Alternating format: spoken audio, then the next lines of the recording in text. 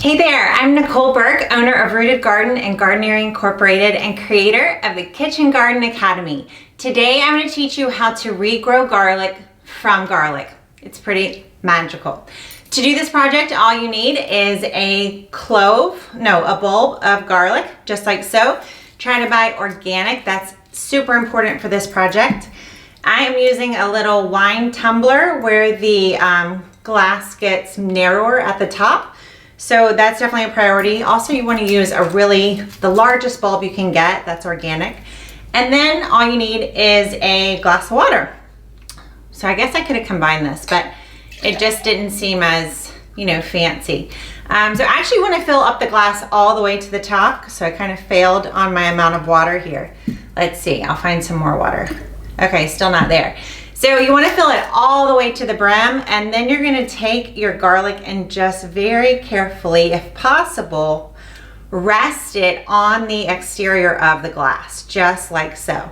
So ideally I should have filled this all the way up to the top with water, and then boom. So this right here, this is the tip. This is where it's going to grow up, and then at the bottom is the root system of the garlic. So let me show you what happens in a very short period of time. It is pretty magical. So you can see all the roots that have formed. So I did this exact same project with this exact kind of bulb just the other day. And look at this. So the roots have formed. They're probably an inch or more long. And then all of these cloves are starting to break apart and start to green. Is that amazing? I think that's so crazy. So from this point, you can do a couple of things. One, you could let it do a little bit more separating, or you can go ahead and pull these apart and then plant them. Now at the time of this recording, it's January, so it's a little late to plant garlic in the ground in most parts of North America. So generally you want to plant garlic in the fall in the ground to grow throughout the entire winter and then come up spring and summer.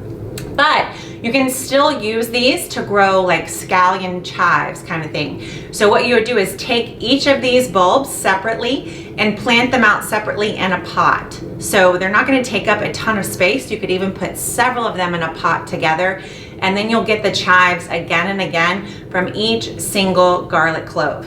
Now if you were to plant these out all by themselves, like just one of these cloves out in the ground, and if you gave it 9 months, this one clove would slowly form an entire new bulb of garlic. Is that amazing? So each one of these separate cloves on this big bulb of garlic wants to grow up and become a full bulb of garlic too. So amazing, right? I think so.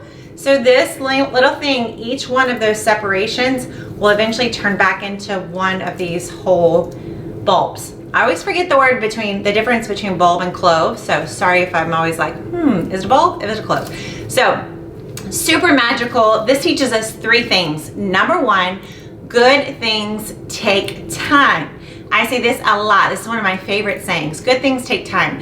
So this garlic, it is going to do a magical thing where this clove will become a full bulb, but it takes almost a full year for that to happen. It goes in the ground in the fall, stays throughout the winter, and comes up spring and summer. Almost usually around 9 months for that to happen. So good things take time. Don't forget that, especially as you're learning to garden or as you're growing good things in the garden. The second thing is that all plants want to be mamas. I love knowing this. All plants want to reproduce. It is in the plant's DNA to reproduce itself, and it is going to do that by nature. You can't stop it. In fact, all you can do is kind of watch it happen or make it more possible. Or kind of, I wouldn't say make it more possible, but make way for it to happen. So you have all these garlic cloves sitting on your kitchen counter, not knowing that inside those cloves, they're dying literally to reproduce. So fun. A lot of times in the garden, we feel like we're fighting and pushing and trying to make our plants do something they don't want to do. They want to reproduce. They want to have babies. And I think that's just super cool. This little garlic wants to have a kid. And another kid, and another kid, not just a few kids. Like this garlic wants to have a lot of babies. that's another fun thing to know about all the plants that you grow inside the garden. The third thing that you can know about garlic is that a lot of your plants can do double duty. Or you can do double duty in your garden with your plants. So you could come in the fall and plant these garlic cloves all throughout your kitchen garden or your container garden, however you're growing, even in your row garden. So plant all your little garlic cloves, and then you can have lettuces and cabbages and broccolis growing around them throughout the cool and cold season. You could put a cover over those and keep them going through the winter. In the spring, you can uncover them. You could grow sweet lettuces, and you can grow carrots and radishes all around those garlic cloves. And then you can even start to grow things like peppers and maybe some squash and zucchini in the warmer part of the year as that garlic's keeping growing.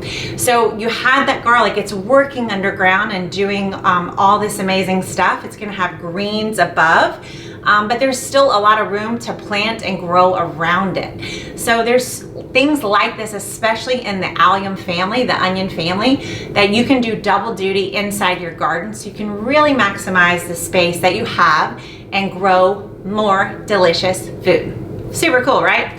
So this, I made a mistake, my garlic fell, so I have to readjust it. You don't want it to get soaked, by the way. So now that it's slippery, this with water touching the clove, pretend, will become this. And then eventually, if you planted that out in your garden, it would turn back in to at least 10 more of these. So magical. Thanks so much for watching. I'll see you in the next project.